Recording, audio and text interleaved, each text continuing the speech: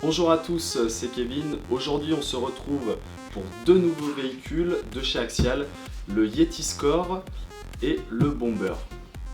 Voici donc le Yeti Score. Alors, ce qu'on peut remarquer de chez Axial, c'est vraiment la qualité du détail sur les carrosseries. Donc, comme on peut voir, les petites aérations donc plastique en noir mat, le petit aileron, la finition arrière avec la roue de secours qui est une vraie roue de secours, les petits extincteurs, voilà, c'est vraiment une carrosserie très sympa. Ce qu'on peut dire aussi, c'est qu'à l'avant, vous pouvez rajouter un kit LED, donc avec deux LED en 5 mm, et pour l'arrière, vous pouvez mettre donc deux LED 5 mm et deux 3 mm pour les clignotants. Donc voilà ce qu'on peut dire, c'est vraiment un aspect global visuel vraiment excellent de la part de chez Axial. Nous allons regarder ce qui se passe sous cette jolie carrosserie Axial du Yeti Score. Alors, donc classique pour la carrosserie, 4 clips à enlever. On va retrouver dessous donc, la petite finition avec les pilotes. Ensuite, niveau électronique, sur ce châssis-là, on va découvrir donc un moteur 3150 kV, donc long. Donc l'avantage de ces moteurs longs est d'avoir plus de couple, donc une facilité au franchissement surtout. Un variateur 100 A signé Castle Création, donc qui acceptera les LiPo 2S et 3S, donc un variateur waterproof. Un cerveau de la marque Tactic, donc 10 kg avec une pignonnerie métal, donc intéressant, avec donc toujours une capacité à l'eau, à l'humidité, waterproof. Ensuite, niveau radio récepteur, on retrouve les nouvelles radios livrées avec les véhicules Axial de la marque Tactic, qui sont assez sympas avec une bonne prise en main. Voilà ce qui va être surtout pour la partie électronique. Si on passe maintenant à la partie châssis, alors ce qui va être intéressant, ça va être sur le train avant, vous allez avoir un différentiel donc à satellite, métal, et à l'arrière un pont bloqué. Donc voilà, donc pour faciliter le franchissement, et également l'avant pour avoir un différentiel avant pour avoir une meilleure stabilité, surtout du train avant, une meilleure direction. Ensuite, on va avoir donc les amortisseurs donc à course longue, et à l'arrière, ce qu'on peut voir, surtout qui est vraiment donc là tout nouveau de chez Axial, ça va être tout ce système de renvoi.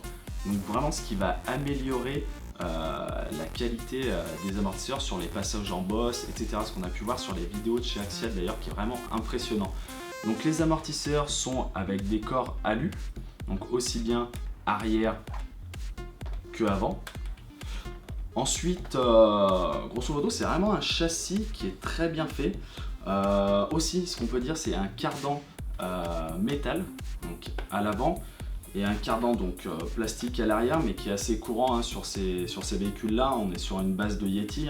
Donc voilà, ça fait vraiment un très beau produit qui doit être plutôt efficace, assez polyvalent, aussi bien en course qu'en franchissement. Donc ça peut être vraiment intéressant et très sympa. Donc ce qu'on aurait aimé voir surtout sur le Yeti Score, c'est une carrosserie peut-être un tout petit peu plus flexible. On peut voir, elle est un tout petit peu marquée déjà d'origine, juste en la manipulant. Ensuite, il y a aussi un point important, ça va être au niveau des biellettes de direction. Ce qu'on aurait aimé, ça aurait été des biellettes de direction réglables, et pourquoi pas en aluminium. Alors c'est une option, c'est disponible, il n'y a aucun souci. En option aussi intéressante, on peut mettre une boîte à vitesse, donc ce qui vous permettra d'avoir deux rapports, donc un rapport court, donc plus pour faire du franchissement, et un rapport long, plus pour le mode sport, pour le mode course. Et donc simplement à rajouter cette option là sans toucher au récepteur qui est déjà en 3 voies. Donc voilà, le gros avantage, c'est que déjà toute l'électronique est prête, vous avez besoin d'un cerveau et l'option de boîte à vitesse. On se retrouve donc avec le Bomber. Alors le Bomber, pourquoi ce nom là? C'est le nom d'un préparateur de vrais véhicules crawler à l'échelle 1. Donc c'est eux qui ont fait le design de toute cette carrosserie là, qui est vraiment sympa. moi qui suis vraiment novice dans le domaine du crawler, j'adore vraiment ce produit. Esthétiquement, c'est vraiment sympa. Il est assez complet et vraiment sympa. Donc niveau électronique, ce qu'on va avoir tout de suite, ça va être un nouveau moteur par rapport au précédent, comme on pouvait retrouver sur les Wraith ou sur le Yeti. Ça va être un moteur en 35 tours. Avant, on avait un moteur en 27 tours. Alors ce moteur 35 tours, le gros avantage qu'il aura, ça va être sur les franchissements, ce sera un moteur plus lent, mais par contre qui va permettre d'avoir plus de couple, ce qui sera beaucoup plus facile en franchissement. Donc après, vous pourrez faire une petite modification en option en mettant la boîte à vitesse, donc la même option que nous avons donc, sur le Score, avec simplement le servo et l'option. Vous pourrez avoir une vitesse très lente pour tout ce qui est franchissement et une vitesse rapide pour faire la course avec vos amis, quoi, tout simplement. Sur ce bomber, on va retrouver également la radio, donc la tactique en 3 voies. On va retrouver le servo idem au Score, donc 10 kg avec pignonnerie métal et waterproof. On a vraiment un ensemble waterproof qui est vraiment sympa. Alors, grosse évolution sur le bomber où Axial a vraiment travaillé la chose. Ce qu'on peut voir surtout principalement en modification de base que font les pilotes de crawler, c'est de passer la batterie qui est en position arrière sur la plupart des kits en avant. Et là, on va le retrouver l'emplacement juste sous le capot avant, ce qui est vraiment sympa. En plus, esthétiquement, c'est marrant d'avoir la batterie sous le capot, c'est vraiment cool. Alors, j'y arrive, voilà. Donc la batterie, vous la logez juste ici. Donc une petite connectique DIN. Vous pouvez mettre des 2S et des 3S. Donc en crawler, une utilisation crawler sera plus en 2S qu'en 3S, vous n'avez pas besoin d'énormément de puissance.